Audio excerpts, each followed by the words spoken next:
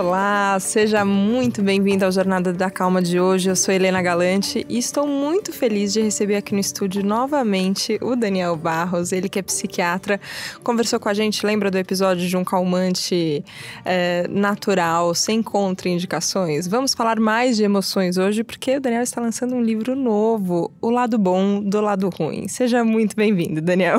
Obrigado, espero que tenhamos mais lados bons na conversa de hoje. Olha, muitos lados bons. Vou começar falando que a gente precisa de um nome específico para a emoção de ler um livro antes dele ser publicado. Ler o PDF do livro antes dele sair com uma tinta ali, ó, confidencial. Ainda não pode ser publicado, mas o Daniel me encaminhou o lado bom do lado ruim para eu dar uma lida. E eu fiquei muito impressionada, primeiro, com essa questão, com como nomear as emoções é uma tarefa que a gente não se dedica tanto a ela, e ela é fundamental, não é? Ela é importantíssima. A gente tem pouco vocabulário, às vezes, emocional. A gente não desenvolve vocabulário e acontece com a gente em escala menor, mas acho que o ouvinte consegue se identificar. Acontece com a gente o que acontece com a criança que faz uma birra. Por que a criança faz uma birra?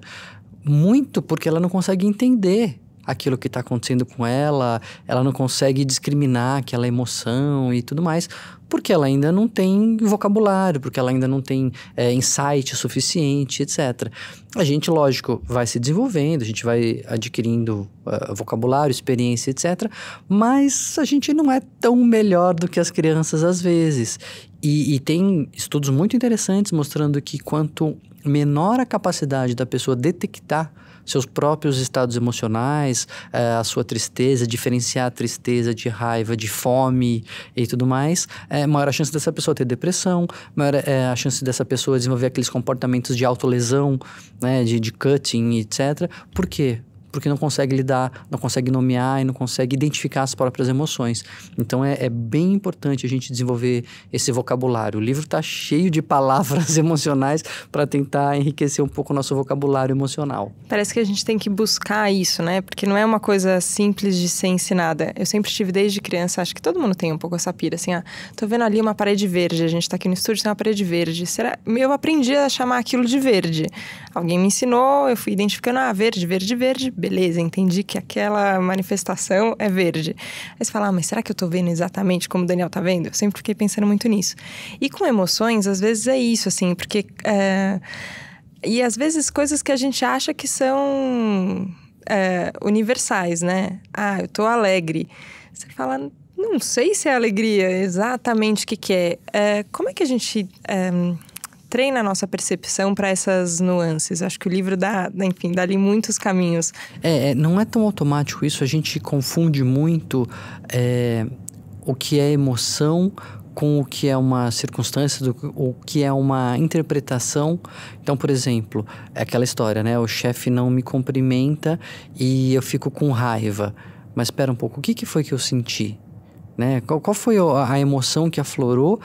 E é muito importante isso porque essas emoções, elas vão nos dando pistas do que a gente está faltando, do que a gente precisa mexer. Qual é o alarme que está tocando aqui? Eu sempre uso essa metáfora ao longo do livro, que as emoções, elas são alarmes, elas são sinais de alerta. Opa, isso aqui é perigoso, isso aqui é uma ameaça, isso aqui é ruim, isso aqui não é certo, isso aqui é injusto, isso aqui era para ser meu e o outro pegou, enfim.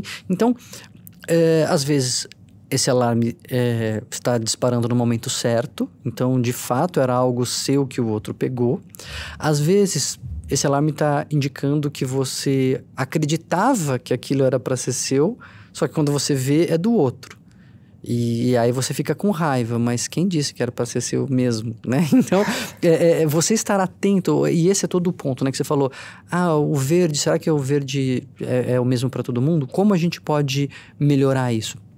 A primeira coisa que eu acho que é até a pegada central da Jornada da Calma é a autoconsciência, é você descobrir, a gente redescobrir que nós temos emoções e que nós temos que vivenciá-las. Acho que esse é o grande ponto do lado bom, do lado ruim desse livro, que é assim, a gente ouve muito falar, Não fique triste, não fique com raiva, não tenha medo. O que eu estou dizendo é o contrário. Assim, tenha medo, fique triste, sinta raiva, isso faz parte. Preste atenção no que você está sentindo. E aí a gente vai começar a conversar. Mas a primeira coisa é parar de negar as próprias emoções, né? Porque o fato delas serem ruins fazem com que a gente não queira sentir, mas elas estão lá por algum motivo. Você falou no começo da birra de criança, e é muito engraçado, né? Porque a gente repete essas frases, não fica nervoso. Como se alguém tivesse ficado menos nervoso porque alguém mandou não ficar nervoso. Mas a gente tem esse comportamento de, não, isso é ruim, não fica nervoso. Uhum. Só que o que eu fiquei impressionada ali na leitura do livro com o jeito como você vai construindo, porque também tem uma sutileza de, não é um elogio ao sofrimento, não é uma apologia, agora vamos todo mundo sentir bastante raiva. Não é isso. Mas é isso que você estava falando do alarme. Ok, eu tô sentindo isso, então o que isso quer me dizer? E você vai contando também um pouco no livro das suas experiências com as emoções também, que às vezes fica até mais claro para quem tá lendo quando você vê, quando a gente tá sentindo tristeza ali, que você começa pela tristeza, né? É a primeira emoção. Quantas são as emoções? Vamos começar. Então, esse é um tema legal de quantas são as emoções, né? Primeiro, da estrutura do livro, ela foi uma sugestão da editora, porque o livro anterior, Pela Sextante, era o Pílulas de Bem-Estar. Então, dicas, né, pontuais e tal, pequenos artigos, que é como que eu já escrevo para o Estadão, pequenos artigos e tal. Então, já tinha essa cancha, né? Para mim estava fácil. E a editora me desafiou a fazer um livro mais narrativo, assim, um livro mais longo, com histórias, que promovesse a identificação do leitor e tal. E me deu um frio na barriga, né? Já começou ali uma emoção de medo. Porque era um desafio, era escrever de uma forma diferente, mas que acabou sendo muito enriquecedora, né? Enfim, desenvolvi um novo músculo aí para isso. E no meio das pesquisas, eu fiz assim uma pesquisa longa para esse livro, fiquei 1 ano pesquisando para produzir, enfim, todo o material. Eu me deparei com a questão das emoções básicas. Quais são as emoções básicas? Quais são as emoções fundamentais, as emoções primárias e tal? E, enfim, tem muitas propostas. Descobri que tem várias propostas. Tem desde gente que fala que são 2 emoções, as únicas emoções básicas mesmo, até gente que fala que são 12, e com vários critérios. Então, se é a emoção que você tem desde criança, ou não, se é a emoção que é compartilhada pelo maior número de pessoas, ou se é a emoção que é independente da linguagem, ou que você consegue detectar fisicamente, né? Por exemplo, na sudorese e tal. Aí eu precisei fazer uma escolha, qual lista eu ia seguir. E, coincidentemente ou não foi de propósito, mas eu não acho que tenha sido só coincidência, as emoções básicas, que são os capítulos do livro, são as mesmas emoções do filme Divertidamente, que são emoções básicas de Sim. fato, né? Então, a tristeza, o medo, a raiva, o nojo e a alegria. Só que mesmo pro livro, é interessante essa história, pro livro eles levantaram no casting, né? 12 emoções básicas ali que eles pensaram em colocar no filme, mas aí não dava pra fazer um roteiro com tanto personagem. Então eles também demais. tiveram que fazer uma escolha. E aí eu faço essa escolha. Então tem um capítulo introdutório, depois tem a conclusão e no meio tem esses 5 capítulos. E é interessante que como a ideia é fazer lá o lado bom do lado ruim, então eu falava lá, né, as vantagens da tristeza, para que existe a raiva, o que ela nos ajuda, a ansiedade, o nojo. E aí a alegria ficava meio de fora dessa história, porque ela não é uma emoção ruim, né? É uma emoção boa. Eu falei, quer saber? Então vou falar o lado ruim do lado bom aqui nesse capítulo e dedico um capítulo inteiro para desconstruir um pouco essa falsa ideia de alegria que a gente construiu, que foi até um que a Vejinha antecipou, né? Um trecho na coluna essa tal felicidade, sim. Né? Você brinca no começo do livro falando que é um livro anti-autoajuda. E eu falei que o Daniel é meio do contra, viu, gente? Mas no final você tem uma sensação de muita ajuda. Você se sente muito acolhido quase no livro, de falar, ok, essas sensações existem, essas emoções existem, como é que eu posso lidar com elas? Como é que é? Você foge da autoajuda ou você aceita que tudo bem, que também ajuda? Como é que é sua relação com esse rótulo? Já foi complicado, agora tá mais tranquilo. Porque eu acho que um pouco do preconceito, muito do preconceito que existe com relação à autoajuda, que é um preconceito que eu mesmo compartilhava, é porque pode acontecer de autoajuda vender saídas fáceis, né? Fórmulas prontas, coisas muito simples, e essa simplificação, essa superficialidade que tem bastante do que se publica em autoajuda, traz para o todo um gosto ruim, né? Assim, uma coisa de que, isso aí não é sério. Agora, é engraçado, porque assim, a maioria do que se faz em qualquer coisa é ruim. A maioria dos médicos não é bom, a maioria dos jornalistas não é bom, a maioria dos filmes não é bom, e tem uma parte boa que você consegue aproveitar e que te ajuda muito, enfim, que é muito legal. Tem filme muito bom, médico muito bom, jornalista muito bom, e livro de autoajuda muito bom. E quando eu consegui conciliar autoajuda com evidência científica, né? Então, que já era a ideia, já era um pouco a pegada que eu tinha no Estadão, que eu aprimorei no Bem-Estar e depois no Pílulas de Bem-Estar, colocar base naqueles conselhos, colocar, olha, isso aqui funciona por causa disso, isso aqui foi testado, isso aqui tem uma experiência científica que mostrou que ajuda e tal. Então eu fiquei aí bem em paz com a autoajuda e hoje eu brinco que eu faço autoajuda baseada em evidências, né? Porque a ideia é colocar essas pesquisas, só que eu brinco que ele é meio anti-autoajuda, porque eu não vou falar sobre como se livrar da tristeza. Eu vou falar como abraçar a tristeza, né? Como, enfim, viver a raiva, como tirar o máximo do seu medo, do seu nojo, enfim. Então, nesse sentido que ele é um pouco anti-autoajuda. Eu gosto muito das palavras, né? Escolhi trabalhar com elas e eu acho que elas são realmente uma ferramenta muito boa. E às vezes eu sinto que a gente esbarra em encruzilhadas linguísticas, assim, que a gente usa isso. Uma palavra para falar que talvez não é exatamente o que você queria expressar, né? Mas é o mais próximo que você chega. Teve um episódio que eu tava vendo uma vez da Oprah, não sei se já cheguei a comentar isso aqui no Jornada da Calma, que ela fala sobre o medo de mudar de lugar. Acho que eu cheguei a comentar com você, talvez. Agora eu não lembro. Também Bom, não. Vamos lá. A gente ouve daqui a pouco. A gente vai ouvir daqui a pouco e a gente descobre. Mas que ela fala para você ficar atento um caso de mulheres tentando se prevenir de assédio sexual. Então, se você foi abordado por uma pessoa, para você evitar que a pessoa mude você de lugar. Então, se você está numa casa e aí alguém, às vezes tenta te seduzir, tentar te levar para outro lugar, para você não mudar para um segundo lugar. E ela fala como se fosse um mantra ali de segurança pessoal, feminina.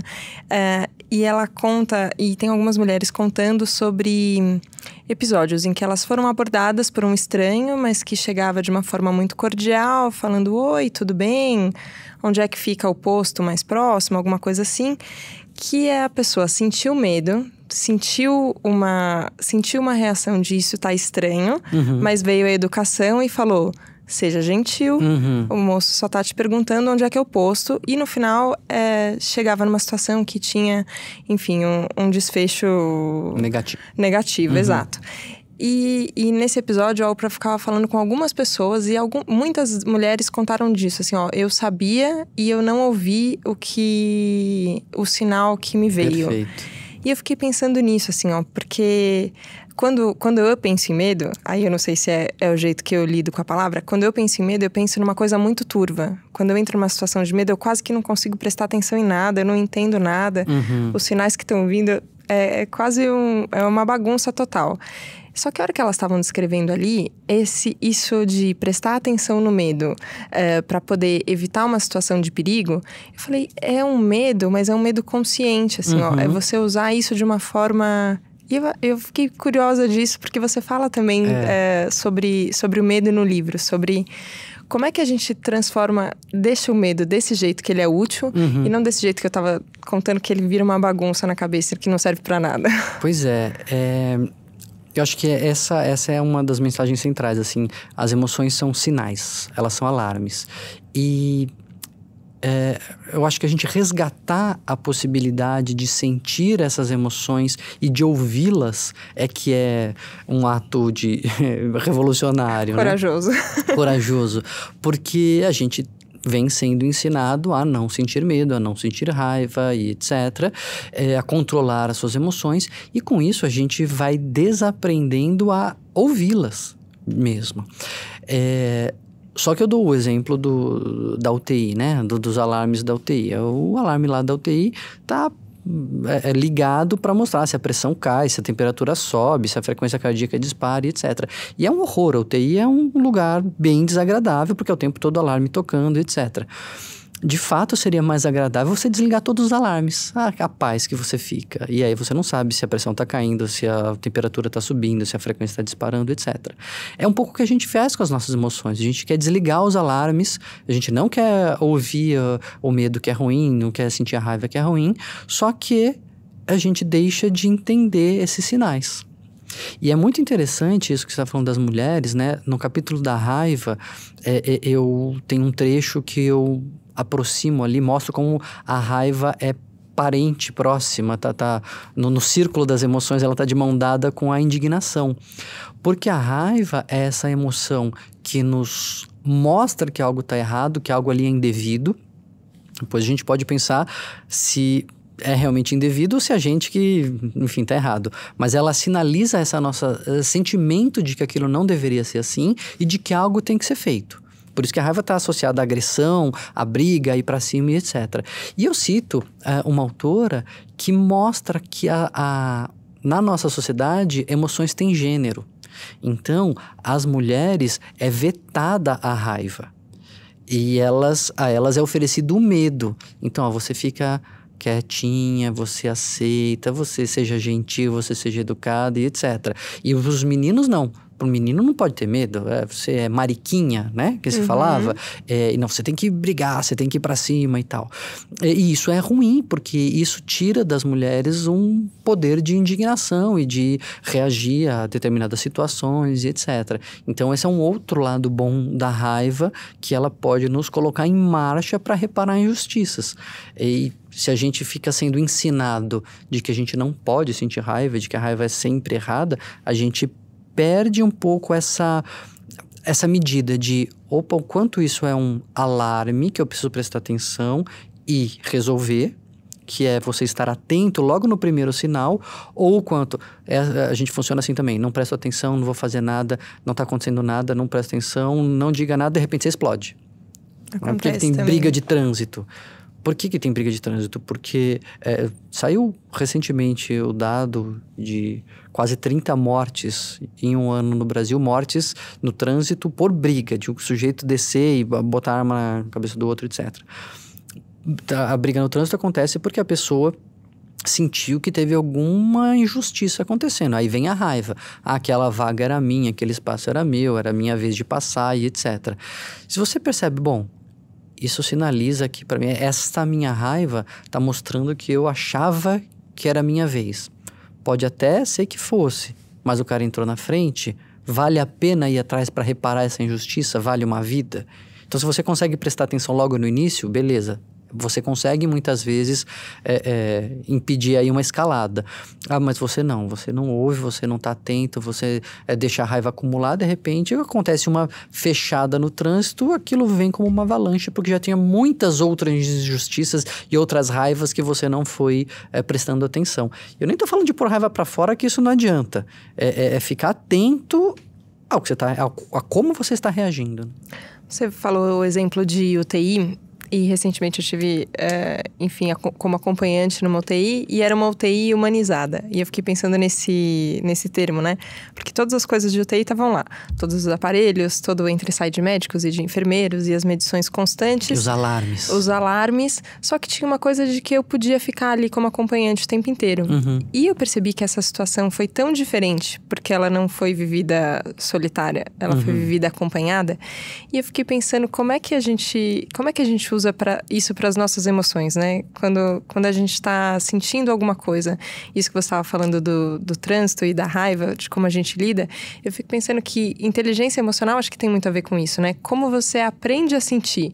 Que tudo bem, a gente não precisa experimentar as coisas com desconforto, assim, sabe? A hora que você tá... E eu acho isso legal do lado bom, do lado ruim. Você fala, ok, eu vou transformar isso numa coisa. Eu vou... E eu tenho a sensação que quando a gente aprende a falar ou aprende a compartilhar, que seja, a gente já dá mais um passo na... Tem uma escala de inteligência emocional, nem sei como é que a gente mede isso, mas acho Mas a gente melhora. Parece que melhora, tem essa sensação. A coisa de você compartilhar, de você dividir, ela é fundamental para as nossas emoções. Tem um aspecto das emoções que a gente não sabe, ou se a gente sabe, a gente não presta atenção. É que as emoções, elas existem também para comunicação. A emoção é uma forma de comunicação. Quando você, numa briga, você abaixa a cabeça, encolhe os ombros, chora, você está dizendo assim, eu não vou reagir, eu não tenho mais energia para reagir. Para mim, acabou a briga aqui. Né? Eu até brinco que você quer acabar com uma briga, chore. Fica a dica. Porque a tristeza é isso, ela sinaliza uma submissão. No reino animal, quando você vê dois animais disputando o território, qualquer coisa assim, quando um fala, esse cara é mais forte, se eu continuar aqui eu vou me dar mal, ele faz justamente isso, ele diminui a energia, ele faz uma postura mais fechada, ele abaixa a cabeça e etc, para falar, tá bom, fica aí. Então, é uma forma de comunicação. Quando você faz cara de nojo, quando você toma alguma coisa, tá com outras pessoas e tal, e você aponta pra comida, ou você torce o nariz, etc, você tá falando pra todo mundo, gente, não chega perto disso aqui. E é tanto uma forma de comunicação que eu achei uma experiência fantástica que eu cito no capítulo do nojo, que eles pediram para algumas mulheres sentirem um cheiro e dizerem lá se era agradável ou desagradável. Só que eles não falavam para as mulheres que elas estavam sendo filmadas. Então elas estavam ali ocultamente sendo filmadas, sentindo o cheiro e dizendo se era bom, se era ruim e tal. E tinha cheiro muito ruim e cheiro agradável. Depois eles pegaram as mesmas mulheres, deram os mesmos cheiros e falaram assim, agora nós vamos filmar. Avisou. Agora avisou. E aí fez a mesma experiência, elas sentiram os cheiros e tal e deram as notas. Depois eles pegaram esses vídeos e mostraram para outras pessoas que não tinham nada a ver. Falaram assim, vê esse vídeo aqui e pela expressão da pessoa, me diga se o cheiro é bom, se o cheiro é ruim. Quando a pessoa não sabia que estava sendo filmada, ela não faz careta. Os voluntários não conseguiam, pelo vídeo, dizer se o cheiro era bom ou se o cheiro era ruim. E quando ela sabia que estava sendo filmada, ela fazia careta. Elas, né? Os voluntários. Ou seja, é uma forma de comunicação. A raiva você está mostrando, olha, isso aqui tá ruim para mim. É melhor a gente pensar um outro caminho aqui. Você fica com uma postura mais hostil, você vai para cima, faz uma cara de raiva, etc. De alguma forma tentando dissuadir o outro de continuar. É aquela história dos dois disputando o território. Então, se a gente compartilha isso, se a gente aprende a notar em nós e aprende a notar no outro, os sinais que eles estão dando, sem saber, muitas vezes a cara de tristeza, a cara de choro, a cara de raiva, etc., de medo, são sinais que a pessoa está te gritando na sua frente, e se a gente não tem esse vocabulário, essa literatura, se a gente não tem essa atenção, a gente continua brigando, a gente continua falando, ou a gente insiste, etc., numa coisa que a pessoa nem sabe, mas no olhar ela está transmitindo que deu para ela. Né, ou que, enfim, que aquilo não é um bom caminho e etc. Então, o compartilhar que você falou, né, da UTI, ele tem tudo a ver com as emoções. As emoções existem também para isso, para a gente conseguir se acertar melhor. Você comenta até num episódio, é ótimo, num capítulo, sobre internet. Como na internet a gente não vê a reação do outro. Isso. A gente escreve e a gente comenta e a gente não tem esse feedback, né? A gente tem uma comunicação sem feedback. Uhum. E que isso leva a uma escalada, inclusive, de violência Exato. verbal ali. Como você se direciona a outra pessoa, porque você não tá vendo que tem uma outra pessoa do outro lado. É o que sempre perguntam, né? Por que na internet, por que nas redes sociais as pessoas falam o que elas não falam ao vivo? É porque elas não estão tendo feedback do outro, não estão vendo... Você xinga a mãe do cara, você aponta o dedo, fala que ele é um imbecil, não sei o quê, e você não vê a cara de sofrimento, você não vê, puxa, isso me magoou. Para a maioria das pessoas, para 99% das pessoas, essa cara de dor, essa cara de sofrimento, ela fala, opa, pera um pouquinho, errei a mão aqui, né? Exagerei. Então, é mais um um exemplo, né, que eu até coloco no livro de como as emoções elas são importantes para a nossa comunicação. E eu sou super fã de tecnologia, não tenho nada contra, eu uso e tal, mas esse é um lado ruim da tecnologia, é um defeito dela. Não por acaso também os emojis se multiplicaram como forma de linguagem, né? É para você poder tentar dar o tom daquilo que você está falando. É brincadeira, é sério, eu tô com raiva, etc. Então, essas carinhas ajudam de verdade. É um jeito de você transmitir, né? Porque não é só o que você está falando, mas como você está falando, o que você está sentindo. Só que como a gente evita uma... Me veio falsidade a palavra na cabeça, mas não sei se é essa. Em determinado momento ali, tô dando muito spoiler, gente, espero que não. O livro vale a pena, o lançamento, mas enfim, são temas que vieram e que ficaram na minha cabeça. Você fala assim, quando uma pessoa é mais pessimista, ou quando ela vê mais o lado ruim, ou não é tão solar ali vendo as coisas, parece que ela é mais inteligente. Então a gente tem hoje, ainda falando de internet, a gente tem acho que uma síndrome do textão, né? Tudo é uma indignação, mas que parece até quase uma indignação vazia, assim, né? Que é só porque, você quer mostrar que você ali, naquele momento, aquilo é importante e tal. Como é que a gente não cai nesse? Que eu acho que é uma pegadinha também, né? Que às vezes a gente não percebe que a gente tá tendo que parecer... crítico, porque senão eu vou parecer... bobo aqui, né, nessa situação. Que a hora que eu li isso, eu falei, olha que pegadinha, porque às vezes a nossa cabeça vai para esse lugar de crítica, como se o criticar fosse o mais certo, o mais inteligente, ou o mais socialmente aceito, esperado. Como é que a gente não cai nisso, assim, sem perder esse fator de fato de indignação que nos move a conseguir coisas melhores e a mudar, mas sem cair nesse... Nessa armadilha. Armadilha, exato. Acho que a gente tem que aprender com a lição da alegria, com a armadilha que a gente caiu na alegria. Então, assim, de fato, a tristeza, ela leva mais à introspecção, ela leva mais à reflexão. Alegria não, né? Alegria é barato total mesmo. Vamos festa, vamos, né? Vamos curtir. Ela é até mais inconsequente, eu falo até das euforias de mercado, né? Besteiras acontecem nessas horas. E a tristeza, ela é mais reflexiva. Tem até, intuitivamente, as pessoas falam, né, do sábio melancólico, introspectivo e etc. Porque, de fato, isso acontece. Como efeito colateral, a gente começa a achar que as críticas negativas são mais inteligentes do que as positivas. Porque, você tá falando coisa boa é porque você não entendeu. Se você tivesse entendido, você estaria criticando. E aí o risco então, vamos... fingir que não gostamos para parecer inteligente, né? Vamos só pegar o lado ruim das coisas. Eu acho que a gente tem que aprender com a lição da alegria, porque a gente sempre achou, ou por muito tempo a gente achou, que se a gente fingisse o suficiente que a gente estava alegre, a gente ficaria alegre, né? Então, sorria e o mundo sorrirá com você, fique feliz, fique positivo, aí você vai se sentir bem. Tem umas linhas que falam, sorria, só musculatura, mesmo se você não tiver a fim de sorrir, só sorria que já isso vai ser suficiente. Até pode, em algum momento, trazer um bem-estar, mas... você fazer disso um exagero, você cair nessa armadilha. Então, eu vou ficar sorrindo, vou ficar o tempo todo positivo, independente do que estiver acontecendo, que aí eu vou me sentir bem. A gente mostra no capítulo sobre o lado ruim da alegria, que na verdade faz bem mal, né? Tem o caso famoso das comissárias de bordo, que tem mais burnout porque ficam o tempo todo querendo agradar, ficam o tempo todo sorrindo, tem o que eles chamam de sorriso profissional e não se sentem melhor por isso. Né? Porque as emoções tem emoções boas, ruins, etc. E você se forçar a ficar sempre sorrindo, ignorando todo o resto, traz uma carga, uma sobrecarga emocional muito grande.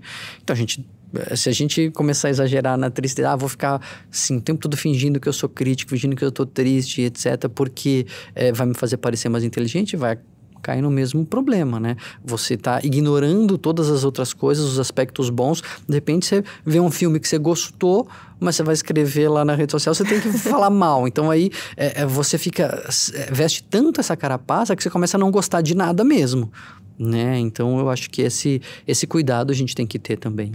Agora, a gente está falando muito de emoções e no outro episódio que a gente conversou, a gente tinha falado muito sobre escolha, né? Sobre os pensamentos que aconteciam diante das coisas e aí como a gente reagia a esses pensamentos.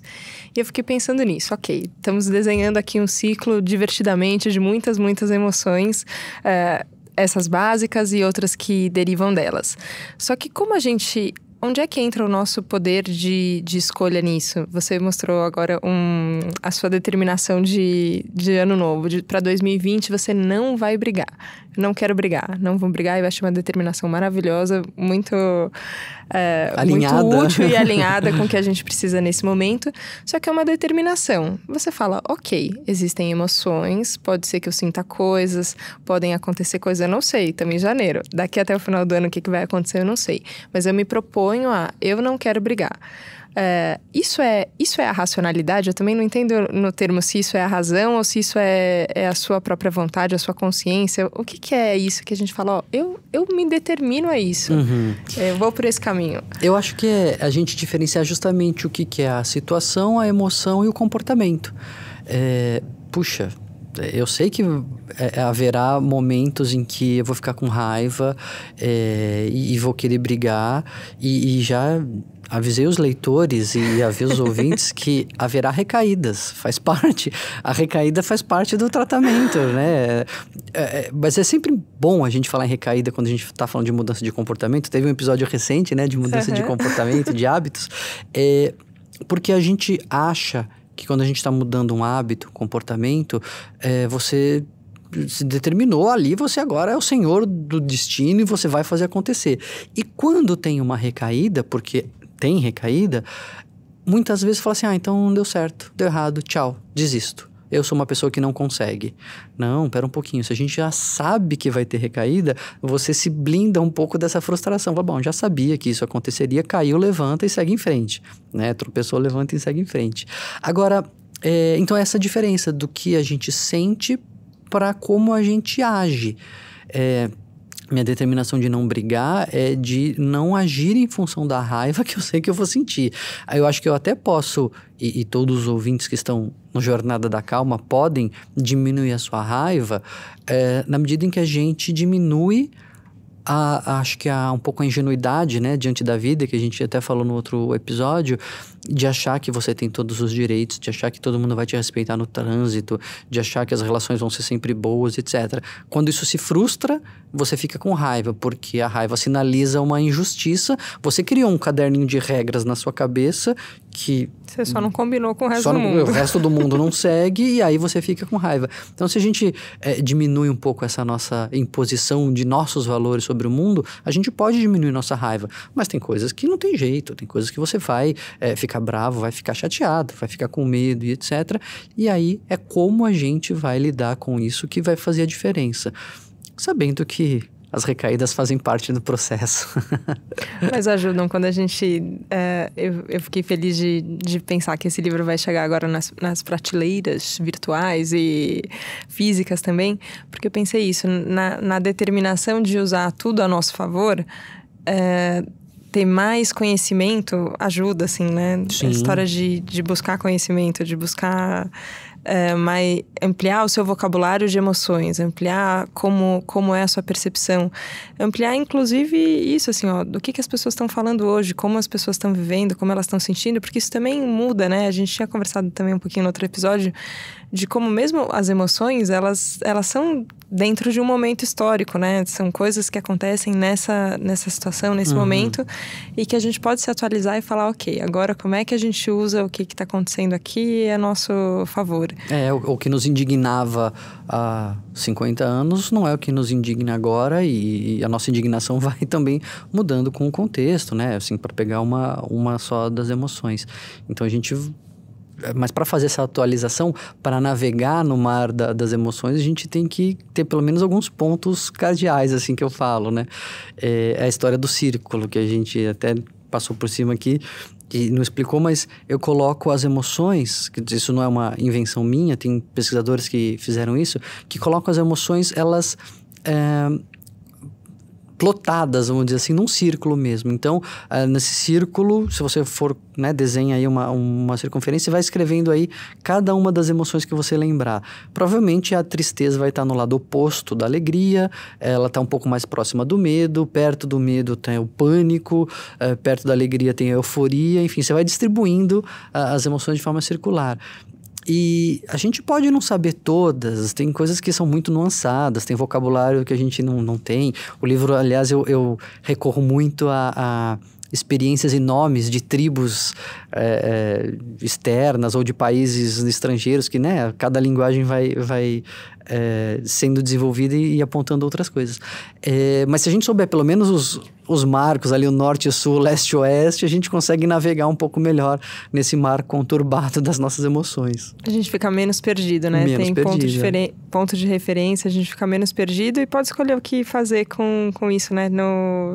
Acho que foi no capítulo da alegria que você cita um pouquinho de perdão e de gratidão também. Eu fiquei pensando nisso, né? Que são palavras que, às vezes, sem contexto, sem referência do que você está falando, não é efetivo. A hora que você entende o que você está sentindo, qual que é a consequência daquilo que você está sentindo, qual que é a fisiologia também, né? Isso que você falou até que tem emoção que dá para perceber por causa da sudorese, assim, você começa a suar de repente, tem uma fisiologia envolvida.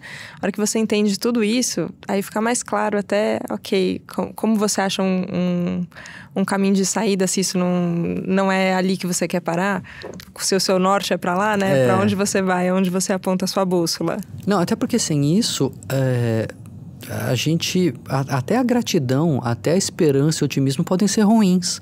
Na parte lá do lado ruim da alegria, eu cito o caso lá um livro famoso, um conto famoso do Tolstói, né? A Morte do Ivan Ilitch, que ele tá morrendo, ele sabe que ele tá morrendo, tá claro para ele que ele tá grave e fica todo mundo em volta, não, vamos lá, mantenha a esperança, vai dar tudo certo e tal. E ele fica com muita raiva disso. Ele fala assim, por que ninguém tem a compaixão de vir e falar, puxa, é ruim mesmo, né? Que droga, por que será que isso aconteceu? Pode ficar triste e tal. Não, fica todo mundo querendo me impor um otimismo e isso tá me fazendo mal. E aí tem pesquisas que mostram alguns com uma pesquisa especificamente com mulheres com câncer de mama, que dependendo da situação ali, que você impor esperança para elas, parece que as impede de sentir tristeza por aquela situação, né? E é ruim para elas.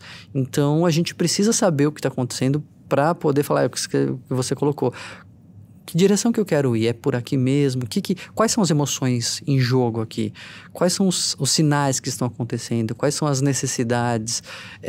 Porque tudo isso está sendo comunicado. É a gente que não está vendo muitas vezes. Com a gente mesmo e com o outro, né? Eu fiquei pensando isso. Que a gente, quando pensa em emoção, a gente pensa muito autocentrado, né? Eu e minhas emoções.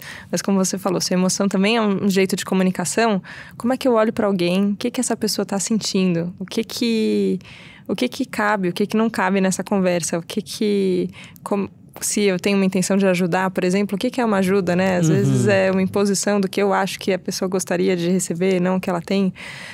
Eu sempre penso isso, que com mais acesso às nossas próprias emoções e às emoções dos outros, a gente vai conseguir uma forma mais pacífica.